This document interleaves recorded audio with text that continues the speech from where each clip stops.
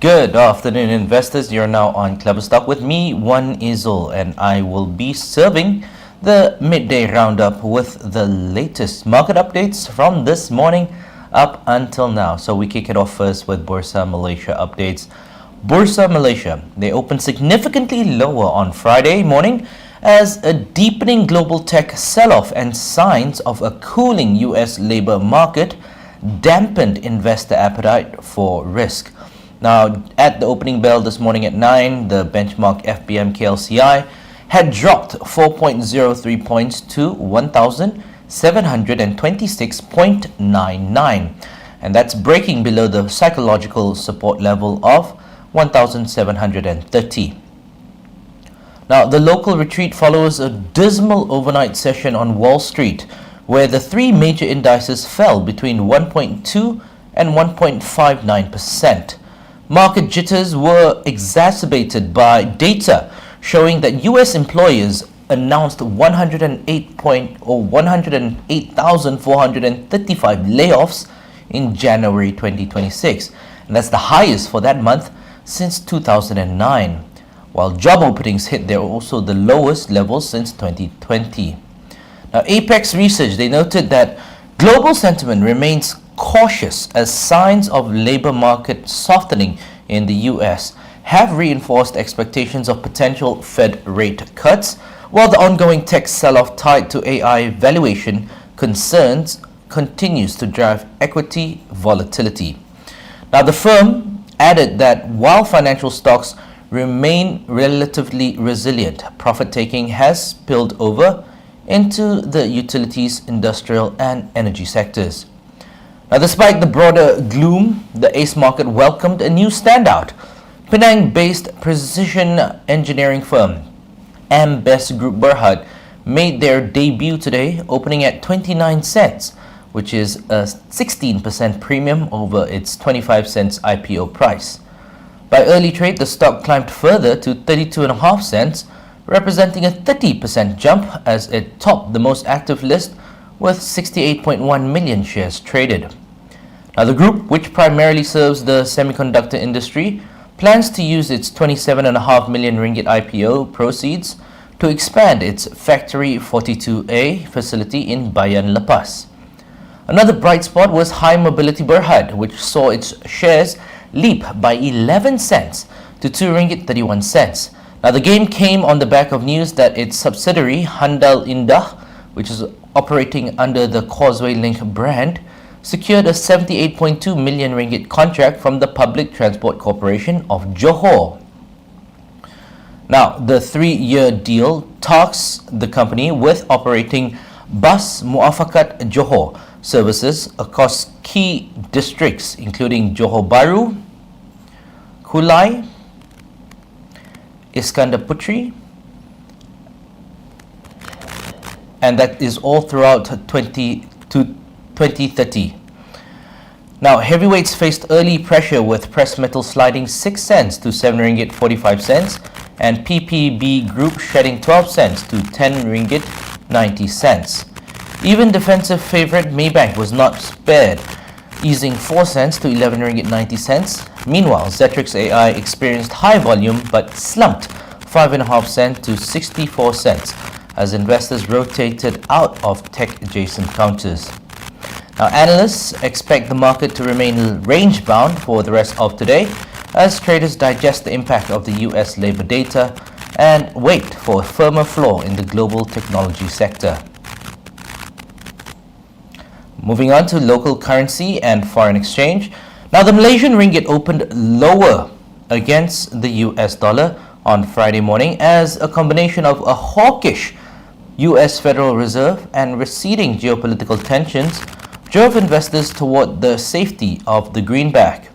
Now, at 8 a.m., the local currency eased to 3.9510 or 3.9610 against the US dollar, as compared to Thursday's close of 3.9440 or 3.9535. Now, despite a softening US labor market marked by over 108,000 announced layoffs in January, the dollar remains supported as markets priced in a low-higher, low-fire US economy. that lacks a clear signal for immediate Fed rate cuts. Now, the primary pressure on the ringgit stems from the Federal Reserve's current stance of strategic patience.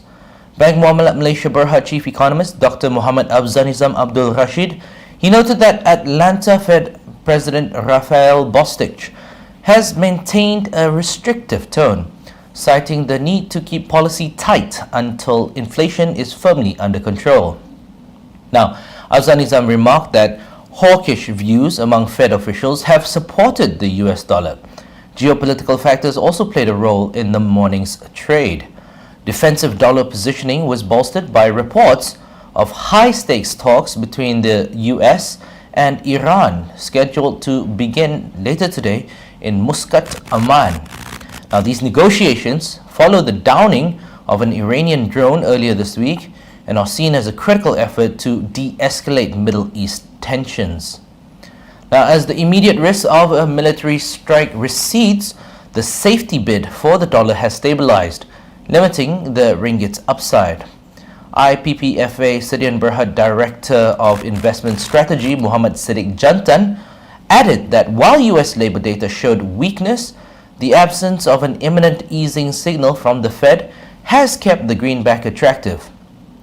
Now, he also explained that this dynamic has sustained defensive dollar positioning, limiting near-term upside for the ringgit despite stable domestic macroeconomic conditions.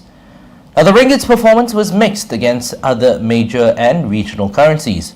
It strengthened against the British pound to 5.3418 or 5.3553, but our ringgit did weaken against the Japanese yen to 2.5199 or 2.5265. It also slipped against the euro to 4.6527 or 4.6645. Against ASEAN peers, the local note edged down versus the Singapore dollar, the Thai baht, as well as the Indonesian rupiah. Now, we've got some local economic news for you. Prime Minister Datuk Seri Anwar Ibrahim delivered a powerful keynote address at the Malaysia Economy Forum 2026, emphasizing that while macroeconomic indicators are robust, the ultimate yardstick of success is the tangible well-being of the rakyat. Now, the Prime Minister, who also serves as the Finance Minister, noted that Malaysia's economy is on firm footing with an estimated GDP growth of 4.9% for the year 2025, while inflation has been successfully contained at 1.6%.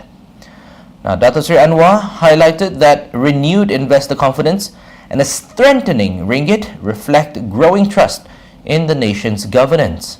However, he cautioned that numbers alone do not define success. The Premier said during his speech at the Kuala Lumpur Convention Centre yesterday, markets may respond to data, but the rakyat judge by experience. Growth must be felt in homes, in workplaces, and in the cost of living faced by ordinary families. Otherwise, it remains hollow. Now, a central theme of the address was the government's uncompromising stand on governance. Datuk Seri Anwar linked sustainable growth directly to accountability, stating that trust has been rebuilt because the federal government has taken a principled stance against corruption. Now, he asserted that there would be no tolerance for corruption and no exceptions for the well-connected, as lasting confidence depends on the equal application of the law. Datuk Seri Anwar further explained that the government is moving away from personality-driven integrity towards system-driven institutional reforms. By strengthening institutions, the administration aims to ensure that rules outlast individuals and that reforms endure across political cycles. He concluded that while enforcement is critical to restoring institutional authority, the ultimate goal of these structural changes is to create a more equitable and resilient economy for all Malaysians. We continue with more local economic news updates. The global petrochemical industry is now bracing for a prolonged downturn, with bearish demand-supply fundamentals expected to persist for at least another 2 years. Now, according to a research report by Maybank Investment Bank Research, new production capacity currently coming on stream far exceeds global demand growth, creating a significant imbalance across key value chains. Now, the research house has maintained its negative recommendation on the sector, specifically reiterating sell calls on Malaysia's two primary listed petrochemical entities, which are Petronas Chemical Groups, Petchem, and Lotte Chemical Titan Holdings Berhad, LC Titan. Now, the stance follows an outlook session with industry officials that reinforced expectations of suppressed operating rates for polyethylene and other core derivatives through 2028. While some products like methanol and monoethylene glycol show signs of a slightly better balance towards 2027, the near-term landscape remains cluttered with oversupply. Maybank IB stated that the outlook session reinforced the researchers' firm's bearish outlook for olefin and derivative product prices, as waves of capacity additions are expected to continue suppressing polyethylene operating rates. Now, the firm also warned that share price weakness is likely to persist for Petchem if quarterly losses continue, while LC Titan may remain in the red as the spread between polyethylene and naphtha feedstock remains narrow. The advisory firm McKinsey & Company also further highlighted the structural shift in the sector, noting that while chemicals historically outperformed the global equity markets from 2004 to 2023, the past 3 years have effectively erased those gains. Now, this reversal is largely attributed to China's aggressive move to accelerate investments in polyethylene, polyurethane, and polyols, which has reshaped global supply-demand balances and squeezed margins for older, higher-cost producers. Now, both Malaysian giants recently reported significant losses for the third quarter of 2025, with Petchem posting a net loss of 289 million ringgit and LC Titan reporting a loss of 197.86 million ringgit. Now, Petchem has cautioned that the operating environment will remain challenging in the near term as the industry continues to navigate a landscape of subdued demand and heavy capital investments that have yet to yield a material rebalancing of the market. We'll now go for a short break, but don't go away. Once we return, we will have some corporate news developments for you.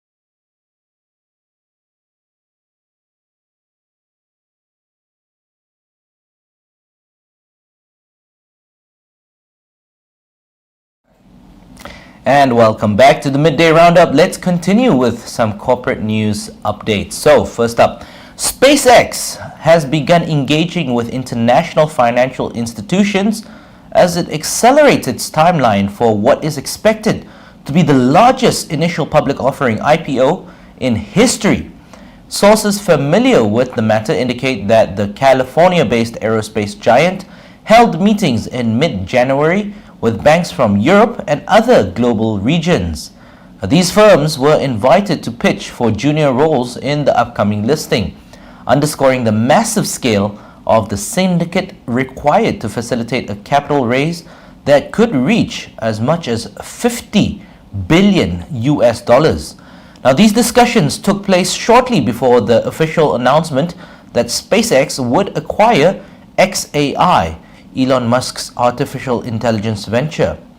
The merger, which values the combined entity at an estimated $1.25 trillion, has reframed the company's pitch to investors. Now, by housing the $1 trillion rocket and satellite business alongside a $250 billion AI operation, the group is now being presented as a vertically integrated innovation engine capable of launching AI-driven data centers into orbit. Now, despite the recent structural changes, the company remains committed to a public debut later this year. Wall Street heavyweights including Bank of America, Goldman Sachs, JP Morgan Chase, and Morgan Stanley have already been positioned to lead the offering. However, the inclusion of foreign banks highlights the global appetite for the stock. According to reports, bankers were encouraged to demonstrate how their specific regional expertise and market positions could support such a massive undertaking. Now, the offering is also expected to feature a significant retail component, with platforms like Robinhood vying for a role to satisfy intense demand from individual investors. Many of Elon Musk's existing backers have already begun lobbying for priority access to shares, a sentiment that dominated recent investor discussions. While no final decisions have been made and the details of the flotation remain fluid, a successful listing would surpass Alibaba's 2014 record of $25 billion, cementing SpaceX's transition from a private pioneer to a public market titan. Up next, we have some business updates. Maybank Investment Bank Research, also known as Maybank IB, is maintaining a neutral stance on the oil and gas sector, specifically warning of persistent headwinds for offshore support vessel operators. Now, following a January visit to Keyfield International Berhad's vessels in Labuan, the research house observed a higher number of idle or jobless vessels compared to the same period last year. Now, this visual data combined with industry ground checks led Maybank IB to forecast a mild decline in OSV charter rates for the first half of the financial year 2026, though analysts expect this drop to be capped below 10%. Despite the anticipated softening of daily charter rates or DCRs, the research house remains confident in the sector's fundamental stability. Maybank IB noted that the current down cycle between 2025 and 2026 will not be as severe as the major industry crashes of 2014 and 2020, stating that one positive factor is that we believe most OSV companies will still be profitable. While utilization rates for 2025 remain unconfirmed pending February's fourth quarter 25 results for players like Keyfield, Perdana Petroleum, and Namchong Limited, the general expectation for 2026 is for flattish utilization amid a highly competitive tendering environment. Now, a significant differentiator for the sector is the robust financial health of its lead players. At the close of the third quarter 25, Keyfield and Perdana Petroleum held net cash positions of 24.4 million ringgit and 143.3 million ringgit respectively. Now, this substantial cash war chest is expected to provide a critical buffer, allowing the OSV subsegment to absorb charter rate normalization and fund essential maintenance without the need for external financing. And finally, we'll be wrapping it up with some major corporate developments and deals across Malaysia.